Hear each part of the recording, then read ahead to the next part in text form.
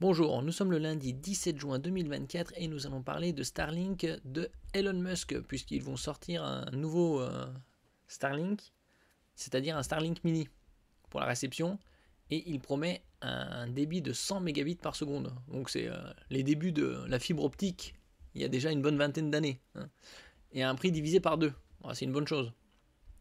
N'oubliez pas de vous abonner pour plus de news sur le monde de la high-tech ainsi que les bons plans également sur mon Twitter. Elon Musk promet 100 mégabits par seconde et un prix divisé par deux pour une antenne portable Starlink Mini. Depuis plusieurs mois, une rumeur bruisse, Starlink pourrait proposer une antenne portable surnommée Starlink Mini. Elle a été validée par la FCC, c'est un organisme américain concernant la communication, et Elon Musk a donné quelques détails à son sujet sur X, c'est-à-dire Twitter. Alors Starlink standard, 23,4 pouces par 15 pouces, sachant qu'un pouce c'est 2,54 cm, et le Starlink Mini c'est 11,4 pouces par 9,8 pouces.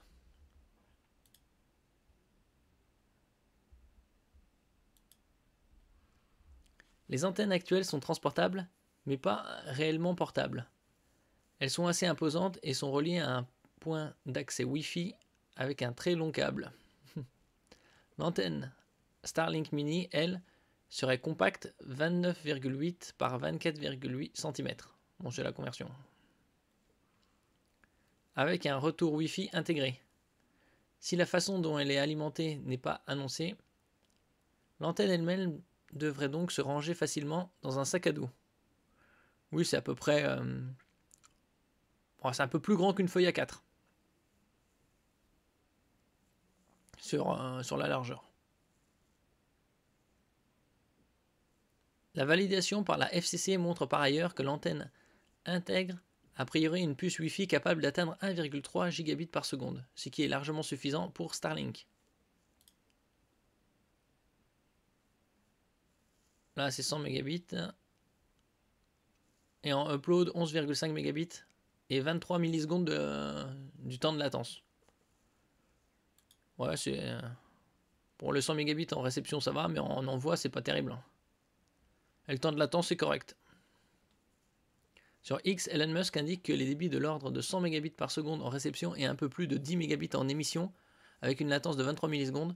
Il explique aussi que le prix devrait être la moitié de celui de l'antenne classique, soit probablement moins de 200 €. En effet, le prix de l'antenne classique varie un peu selon les pays, mais elle est passée à 350 € en France récemment. Ça douille un peu, hein. Surtout au niveau du débit. Il reste donc deux interrogations. La première est la présence de l'Ethernet. Si Musk présente cette antenne comme une bonne solution de secours, Starlink a tendance à oublier l'Ethernet dans ses antennes. Les premiers retours indiquent simplement qu'elle est capable de se connecter à un réseau géré par un routeur mesh de la marque, sans plus de détails. Le second vient du point évoqué plus haut, l'alimentation. Les antennes actuelles consomment plusieurs dizaines de watts. Nous avons mesuré 65 watts lors d'un test de download, c'est-à-dire de réception, ce qui n'est pas vraiment compatible avec une consommation sur batterie. Mais compte tenu de la taille et des performances annoncées, nous espérons évidemment une alimentation en USB-C, c'est-à-dire en format oblong, de plus en plus répandu, plutôt que le bricolage actuel qui se base sur du PoE, Power over Ethernet, propriétaire. C'est de véhiculer de l'électricité plus ou moins importante via le port Ethernet.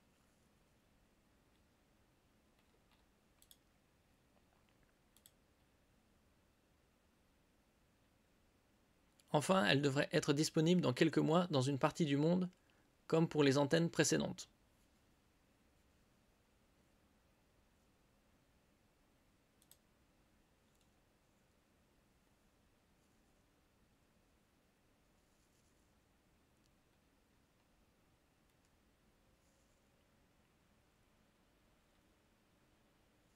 Ah oui, c'est ça. Bon, c'est sans plus, hein.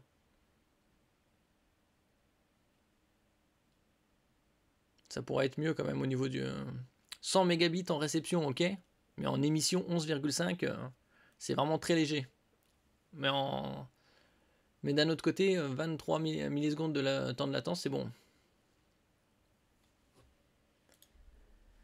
Merci pour votre écoute. N'oubliez pas de mettre un j'aime, un commentaire, de partager et de vous abonner à la chaîne. À la prochaine fois.